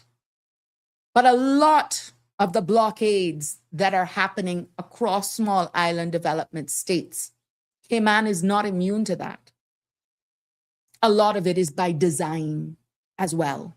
Bureaucracy, red tape, politics, bad mind. That's a fact. That is a fact. And we call it and we say it as it is. Aliano said, I saw some islands are using sargassum as seaweed as a fuel source. Yeah, there's been a number of countries that are trying to repurpose sargassum and to use it, wash it. I see, I stand to be corrected. I think over in the sister islands, Cayman Brac, they were using it to actually fill inland. Like they have it there, they pile it up, hoping for rains and that sort of stuff so it can drain. It's stinky though, oh God. And then they use it. Some people say it can be used as a fertilizer, but it has to be properly washed. But it can also be used to fill in your land. Mm-hmm. Yep. And there are so much other uses for it, Aliano. Harry says, when it has become a problem, whenever those European or American standards are not met, yeah, when it has become a problem. Mm-hmm. And I think one of the biggest problems is most of the public think of it like this. I have had this my entire life. Why do you have to change it now? Because they don't think about the why. Yes, it's true. Some of us can't see beyond the tip of our own noses. And this is why we lack foresight. We lack in many, and this is some of the comments that I'm hearing as well, Harry, from a lot of our people saying, where's the visionaries? We no longer have visionaries. We only see selfishness. We only see greed. We only see my friend, my family, my persons who is in business with me. We don't look at the wider scene. It's become more self-serving, more selfish than the wider, as you've alluded to. Yes. Andrew says, what are our alternatives? Solar, electric, cars, windmills. Other countries have adopted to solar.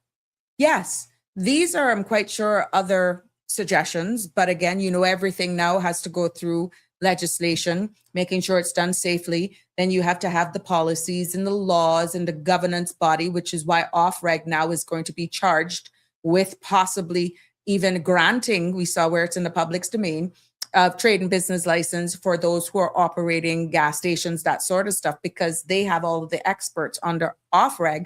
And the justification for is that trade and businesses were being granted by a trade and licensing board, and they didn't have the expertise normally represented on those boards.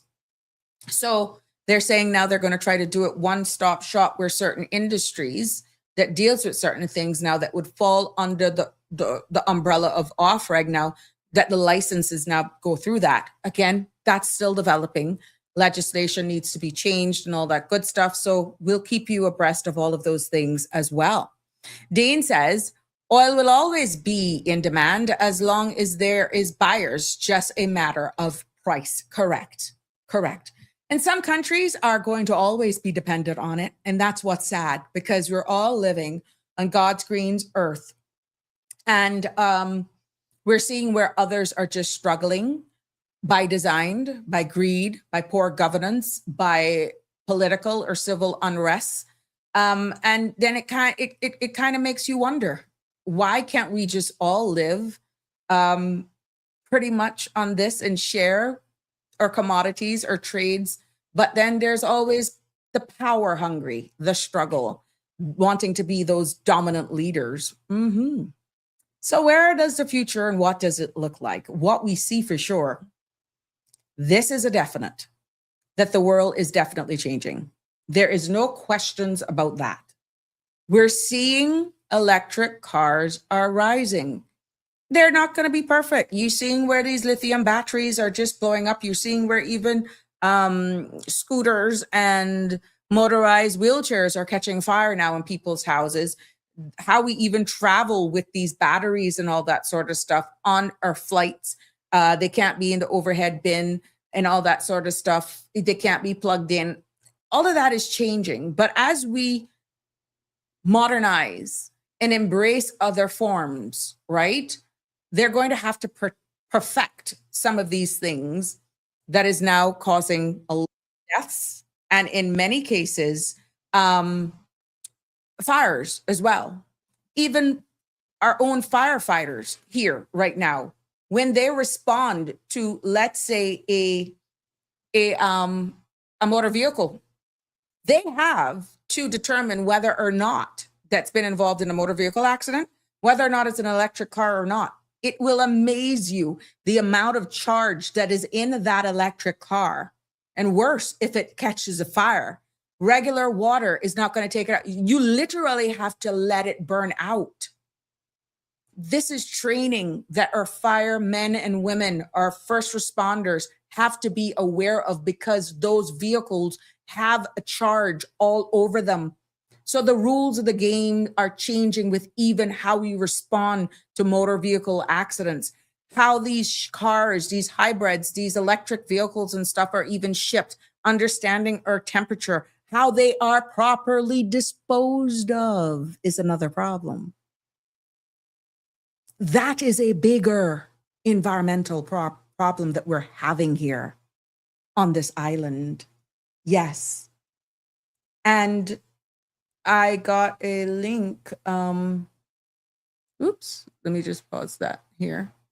There will be government addresses energy cost. I wonder if I can share my screen. How long is that? It's a 2-minute 28. Yeah.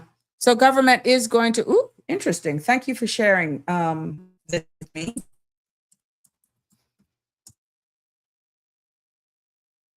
So yeah, but we see where the world is changing. We are seeing it, and we're seeing the demand, these electric cars and all of that stuff. Solar and wind is growing, maybe not here. We see it in a lot of our Caribbean brothers and sisters island, other small island development states. And you kind of wonder, well, how in the name of Jesus this island can get this so quickly and that so quickly? And when you go and you look at their transportation system sometimes, when you go and look at their electric vehicles that they have, on the surface, we're talking about, not the deep dive, the dynamics are different from one small island development state to the next, right? We see where hydrogen is definitely coming, not here, in general. Yes, in general. Countries are preparing for a future where oil is not king. And guess what? UAE knows this. And that, my friends, yes, that, my friends, is why they're possibly moving now. So it all makes sense at the end of the day. Yeah. No problem. Thank you. Yes, I'm just getting a message here and an incoming call. Good evening, call live on Sabrina Speaks. What's on your mind? Hello, Sabrina. How are you? How are you? Well, I was going to say, how are your listeners, but they can't answer me. But I just let me just. They'll answer you. You'll see the comments on there. You will see the comments, or my ear will be burning after the show.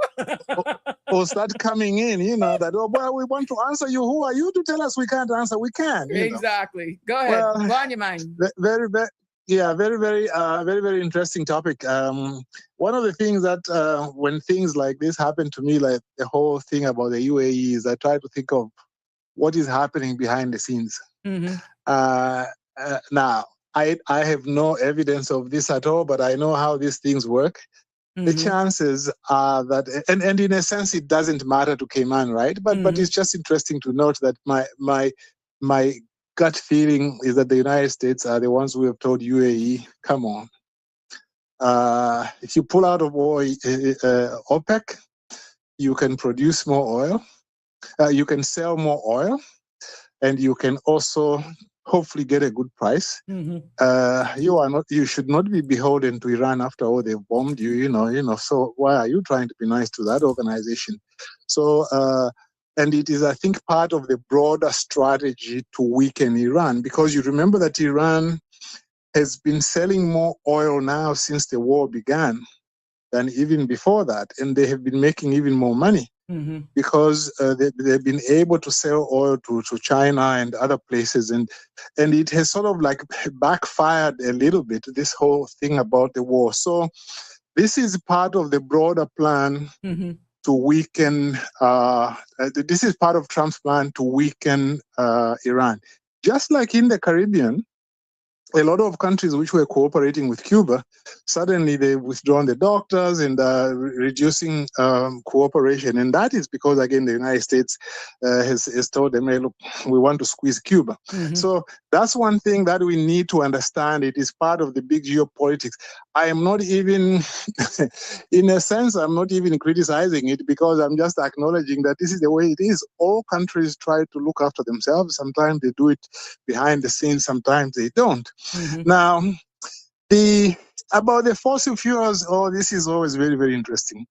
You know, I always speak to people sometimes, different views. Some people say, Mr. Balika, sorry. I'm going to, we got 4 to 5 minutes. You heard me, 4 to 5 minutes. We got 15 minutes.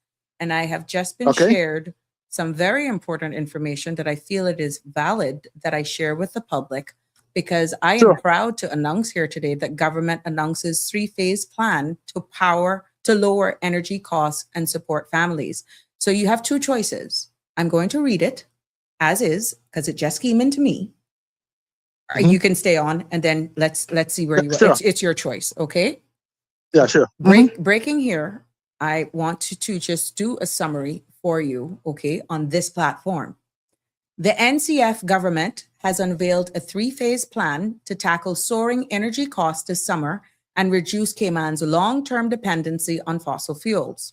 The program responds to global instability, especially conflict in the Middle East, which has pushed fuel prices sharply higher. Without intervention, residential electricity fuel charges were projected to jump from CI 0.14 kilowatts to as high as 0.24. I'm going to have to lower you one little bit here. Hold on, because there's some background noise. Okay, I'll pull you up in a minute. Okay. As a 0.24 kilowatt this July, more than 70% increase during what forecasters warn may be one of the hottest summers on record. Now, phase 1, immediate relief. That is between June to September of this year, 2026. Government will spend an estimated CI 9 million on short-term support.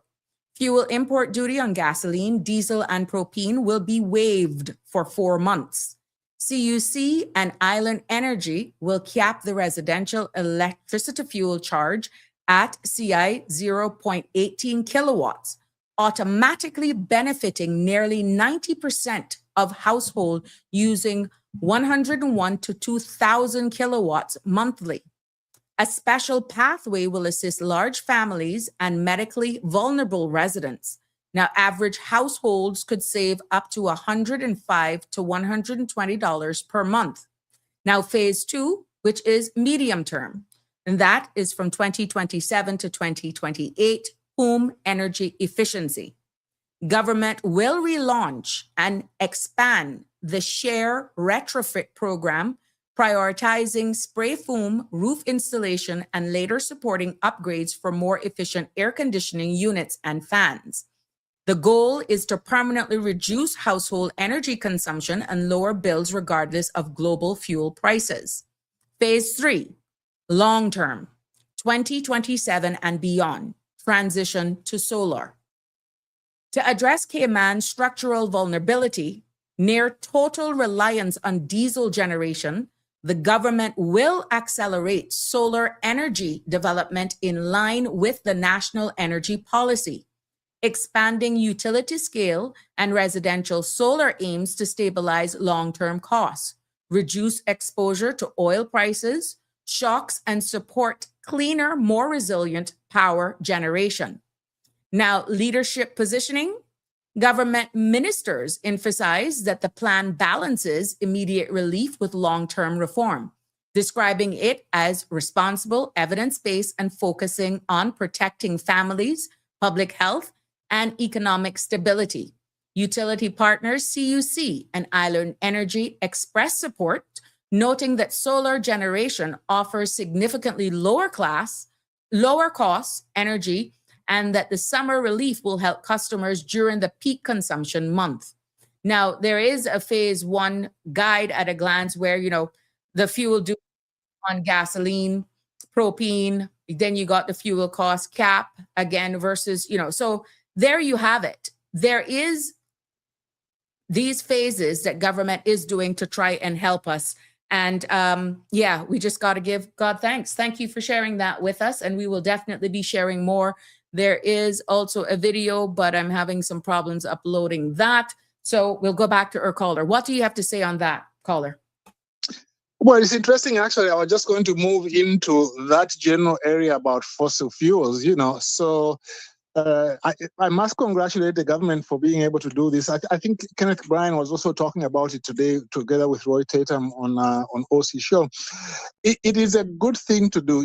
This is part of a broader debate, as you know, right? There are some people who are saying, well, why are you bothered about solar? Because fossil fuels will still be here in 100 years, in 200 years. Mm-hmm. Okay, but there are some people who say, look, the oil that we're using out of the ground now took thousands and thousands and thousands of years to develop. Mm-hmm. And we are consuming it at a rate that it is far quicker than than it took to develop it. Okay, right. like stuff which, for example, took 5 to 10,000 years, 20,000 years to develop, we are consuming it in 10, 15 years. So you can't keep assuming that more oil is going to be discovered. Now, if more is discovered, so much the better. But do you want to take that risk? Right. So I just think that it is good that government is promoting solar, as well as trying to reduce the cost of things. But at the end of the day, this reminds Cayman that Cayman is still a country which, in a sense, is not a developed country. It's a country with a very high standard of living. Yeah. And a lot of people still say, "Oh, but you see, we are not a developing country. You are a developed country." No. I agree with Mr. McKeever Bush, who has been beating this drum to say, look, Cayman is a high standard of living. We can't run away from that. But is it a developed country?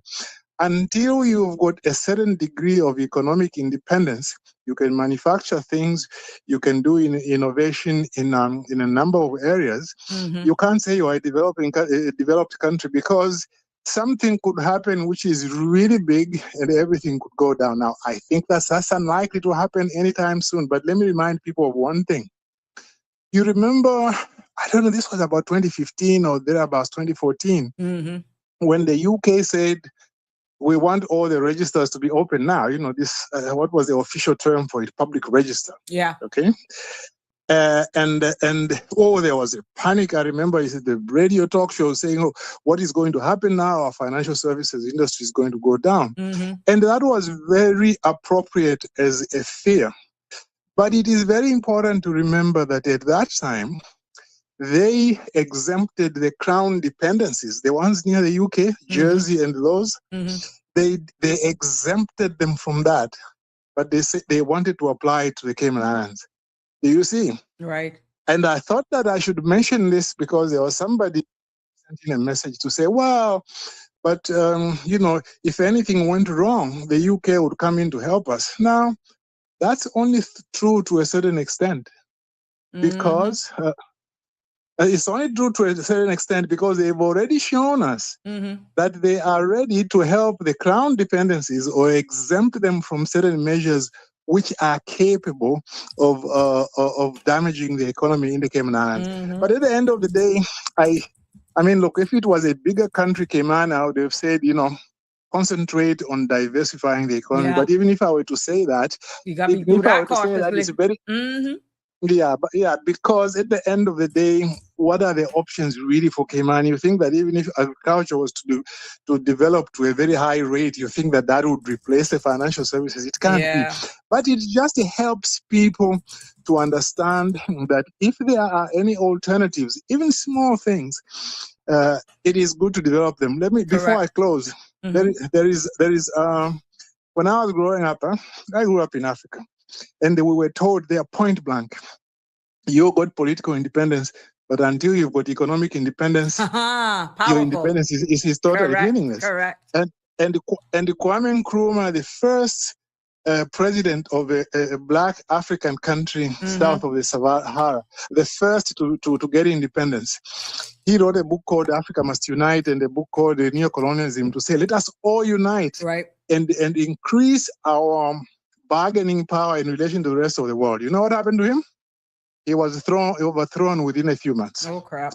But those are some of the reality. But the landscape and the environment wasn't as, I would say, as unstable and unpredictable as it is. So maybe it's a new era, different heads at the wheel. Let's see. Because Africa is uniting right now, from what I'm seeing. And just looking at some stuff from that side. I think, yeah. And I think you've touched a little bit on that, because whereas with all this thing that Trump is doing and really antagonizing even friends, as a result, the people have seen something, a silver lining in this. They are saying, there are other opportunities. There are other opportunities. And we are going to see what's going to happen. But anyway, I just thought, let me chime in on this heavy topic. Appreciate it, sir. Thank you very much. Have a good evening. Take care. Yes. Bye-bye. Bye-bye. There is a, let me see if I can share my screen here with you guys. Hey, Live Happy, how you doing? Let me see if I can do a share screen here, because there's a video. God be with me now. Here we go. We could try this. We could try this today. Let's go. Share it. Let's play.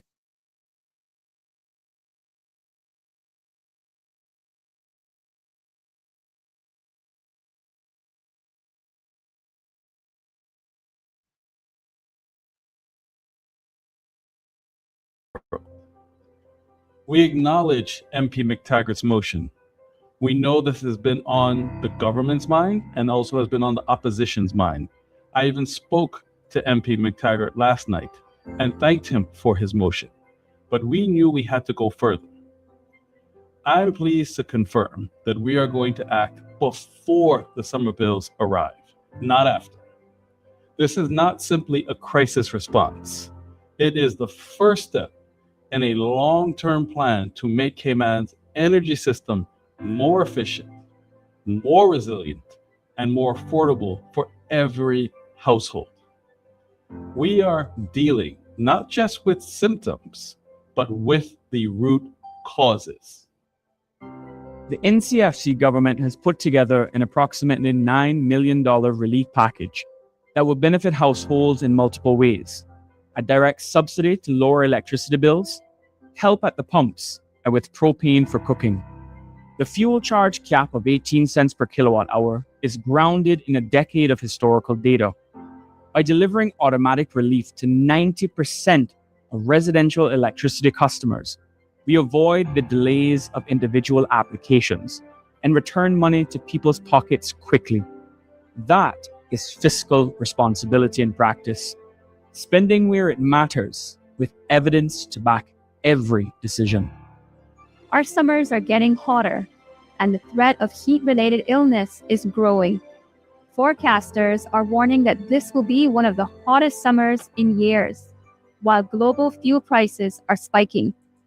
This will impact our elderly residents, young children, those with chronic health conditions, and the most vulnerable in our community. This program helps families keep their homes cool without being forced to make difficult choices. Protecting people's health and protecting their pockets go hand in hand. There we go. Hey. Oops. Oh, God. There we go. What a mess I'm in here now. There we go. We got to shut it up now. We got to shut it up. Hope I stopped my sharing. Let me bring myself. Ooh. There we go. I hope I'm not hearing anything in the background. There we go. I shared my screen. I did it. Thank you all. Now, let me tell you something. Let's give our government a round of applause here. I'm sorry. We got to do it. And as we do it here on the CMR platform, you asked, they've delivered, they have answered. And yes, this will be in circulation. This is breaking. It's just made the news waves. And let's see. So we can only say thank you for hearing our cries. Thank you for making a step. Thank you for realizing what our people are feeling and will be experiencing, and for all of the questions, the what ifs. I hope that this have answered your questions. And so fitting this evening, giving the topic at hand. And I'm hoping that it all made sense. But here we are. We're not asleep at the wheels. They are seeing it. They are seeing it. They are seeing it. They're hearing you, and they're making the step. Again, these are some of the vulnerabilities of us being a small island development state. And even though we're not an independent jurisdiction, you cannot say right now that that it is not being, you're not being listened to. I must say though, unanimously and even agitated forcefully by the opposition, they came out with smoking guns. We have to thank every elected member. And this is one thing where we see unanimous uniting, where when we all work together, yes, where we can all work together as one, because every constituency will feel this. And at the end of the day, Why not? Why not? But tonight we talked about global headlines. Thank you, Tartarian. Thank you, Miss Melita. Thank you so much. I got it. Oh, my heart went remote. I thought it was a hot flash, but it wasn't. I was nervous that I was sharing the wrong screen. Oh my God, this is so funny. It's so funny. Miss Melita, she not lying, you know. I'm already come home wet from sweat. Thank you, Tartarian. But yeah, as I get comfortable in this space and things come in real time, I do my best to bring it here. But I'm so glad I did that in real time and that you guys were seeing it. Thank you for your support. Honestly, I'm really happy that worked out well so that we could bring this home to you, because that's what Sabrina Speaks is really all about. This platform is really about exactly how it's all tying in, understanding the world so we can navigate it with confidence. You're seeing when our leaders are listening, whether it was agitated by the opposition, that's what they're there for. But at the end of the day, everyone is there elected to represent the whole, the people. And what we're seeing from the global context of things is that the UAE's leaving OPEC is more than political move. It's a sign that the world is shifting, energy is shifting, alliances are shifting, and the global economy is entering a new chapter. And whether you're a business owner or a parent or a young person just trying to make it, or someone just trying to understand why life feels so expensive right now, these global decisions shapes our reality. So I encourage you to stay informed. Do not put your head in the sand. Do not make politics overshadow the realities of what's happening, our vulnerabilities. Do not make foolishness, ego overshadow exactly that we're all living in this space together. Whether you're part of CARICOM, whether you're a BOTC, whether you're independent, we are all one at the end of the day. Lisa Brightly, to God be the glory. This is great news. Sabrina, God bless our government, and to all the other members of Parliament. Connie is saying, thanks to you, Auntie Sabrina Speaks, a kinder, gentler world. Chevy, Danny, Mr. Belika, especially you, Auntie, for leading the bus for space for our voice. Oh, Connie. And I must say, kudos to all of the agitators, even in the opposition. Kudos to them. And they say, Kenneth got big mouth. It is what it is. Sometimes we don't understanding him. But this is where you're seeing a collective good for the greater good. So we'll keep our eyes locked on the debate. Yeah. And I'll do a recap of what happened today. I'm in overtime. I'm probably stepping into somebody else's time. Thank you for joining me on for this episode of Sabrina Speaks. More when we come back. I'll talk about that. Just give you a synopsis, whether or not that bill is going to be removed or not, but to let you know what got the wheels going on that, in case it was something that you overlooked and didn't know. I'll just do a short synopsis. So bear in mind, it was Mr. Roy McTaggart that brought the motion. It was seconded by MP Kenneth Bryan from Georgetown Central. So congratulations for everybody. This is one time that we have to say, Cayman Islands, we did it. We did it. So all of us have to thank you for all of those who both sides listen. That's the key takeaway here. It has been a pleasure bringing you this episode. Love you all a lot. God bless. Be safe on the roads. See you tomorrow for another exciting episode of Sabrina Speaks. That's a wrap for today's edition of Sabrina Speaks. Thank you for tuning in and for being part of the conversation. Remember, the dialogue doesn't stop here. Stay engaged, stay informed, and most importantly, stay empowered. We'll be back tomorrow at 5 p.m., same time, same place, right here on CMR TV and radio, where your voice matters and your truth is heard. Until then, Cayman, take care of yourself and each other. That's it for today's edition of Sabrina Speaks, where your voice matters, your story counts, and your truth is always welcome. Join us weekdays from 5 until 6:30 p.m. right here on CMR TV as we dive into the topics that matter most to you. Catch the show live or on demand at cmrtv.com. And don't forget to follow us on Facebook, YouTube, and Instagram so you never miss a moment. Until next time, stay informed, stay engaged, and always speak your truth.